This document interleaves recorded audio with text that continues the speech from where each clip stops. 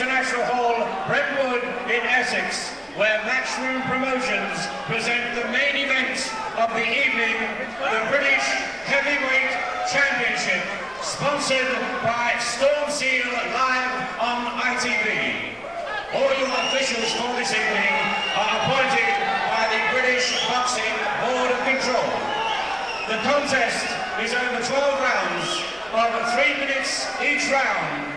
Presenting and introducing to you in the red corner with the black shorts with 12 wins from 16 contests, the challenger for the title, Jess!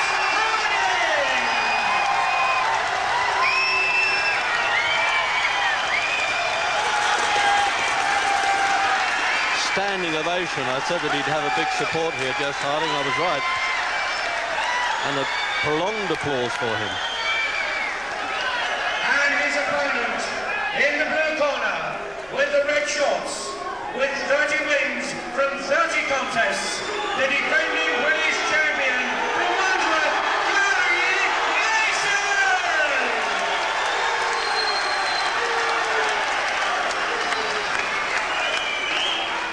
And at 1 o'clock from today at the weigh-in, Hardy scaled 16 stone 2 pounds, Mason 17 stone 5 pounds. Your referee for the contest, Larry O'Connell, and your timekeeper, Lou Hubbard. Ladies and gentlemen, I thank you. Certainly got a very large upper body, Jim, hasn't he, Gary Mason? It's just that bulk around the hips and the backside that a bit deceptive, really. He's got fast hands. Yeah, but he's surprisingly agile. He has a good rhythm, good movement, and he carries his weight well. A big frame. I don't think his weight's a problem. It's nice to see actually heavyweights in Britain becoming as big as Mason. Trainer Freddie King there, used to be with the old Jim Rick stable. He's the think tank for Jeff Harding tonight. Jess Harding was getting mixed up. Jeff Harding was the man who defeated Dennis Andrews for the light heavyweight championship of the world. So now, will we get the explosive start?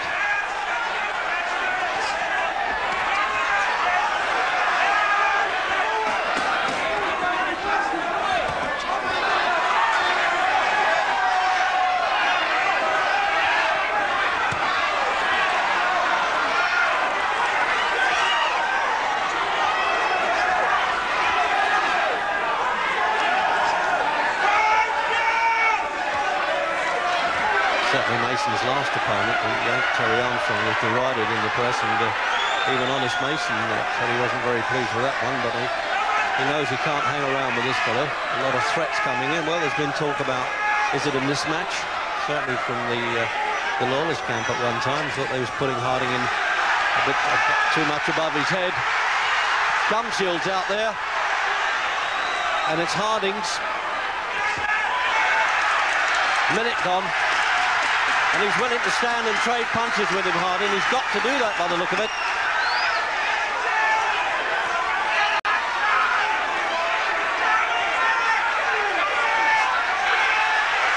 Oh, it's connecting well with that southpaw left hand, Jim, there, Harding.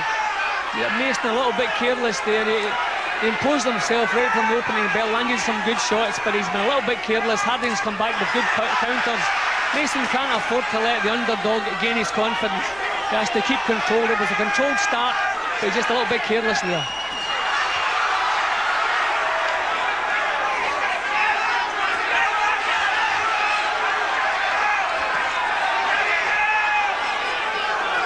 So I said he may look ponderous sometimes in movement, Mason, but just watch the reflexes. On the other hand, Harding seems to have no fear in him at all. He's been really well pumped up for this fight, and he says, I really fancy my chances. I know people have been writing me off, but certainly not my manager and the followers.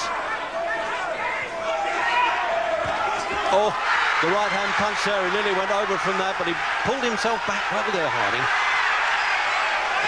He's been down. He went down with Al Malcolm, but he got up again and got a draw with him, whom Mason had beaten twice.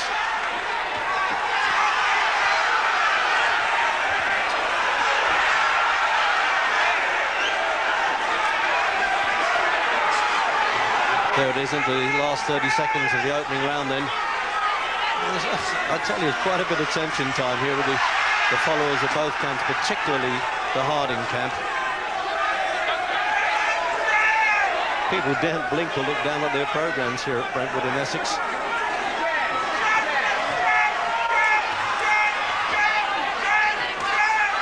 Oh, what a right-hand punch that was. Flush on the chin there. I doubt whether he'll get over this round, although he's running out of time. The right-hand punch really did it, and he's got to continue the count. And Larry O'Connell just glanced at the timekeeper, and if he stays up long enough, the bell's going to interfere, and it is. And he just managed to stop Mason from charging in there. And led back to the corner there by Freddie King. Very groggy indeed, Jim. Well, we won't see a more positive start from Gary Mason. Took a few chances in the middle of the round, but his own punching was spot on. He's getting to his rhythm very quickly. He took a few good shots back from Harding, but wasn't troubled in the slightest. But we saw the effect of Harding's punches. Here we come. Harding all over the place. Now, it was an overarm right. There it goes, banging the target. He did very well to keep his footing there.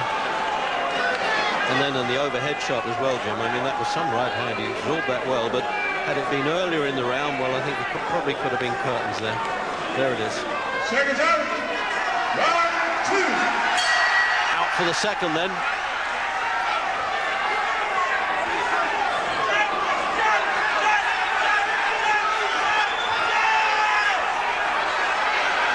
Well, the chin has been tested. There's no need to test Harding's ticker because he's a game guy, all right, but he's going to need to be. You see, he's putting the punches together well here, Mason. He's accurate with them too, and it doesn't look as though it's going to go, Jim. No, it won't now. He's out in the second.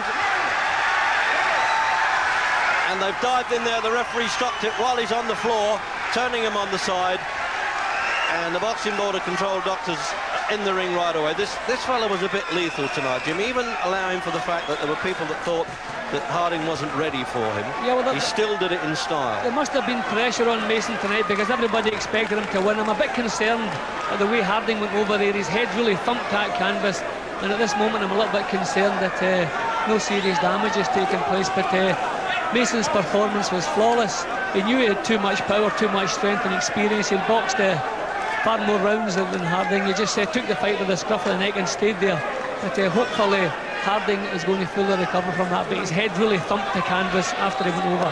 There's quite a bit of padding under this canvas as well. I'm pleased to say I just felt over there the sponge, and which is obligatory, of course. Now the doctor there he is, the border control doctor, very experienced. He will not let him move at all until he's absolutely satisfied that he's capable of getting up okay. And he's insisting on him staying there. Obviously, gum shield or mouthpiece, as they call it in America, is being removed. Well, there's no doubt about it, Jim. Maybe he did get there too quickly, eh? Yeah, well, obviously, once Mason moved into gear, you saw the difference in class, the difference in quality. It's maybe just now a pity that he hadn't got caught a little bit earlier in the first round and it was not over then, because those punches he took in the second round, but the punches, as you can see, are really solid. But when he went over, the back of his head really thumped the canvas, and I think that caused more damage. He was almost out on his feet before the last punch landed. Very brave, plenty of courage, but look at the head here. You see the way the head went down, the gum shield came out. That was a horrible punch.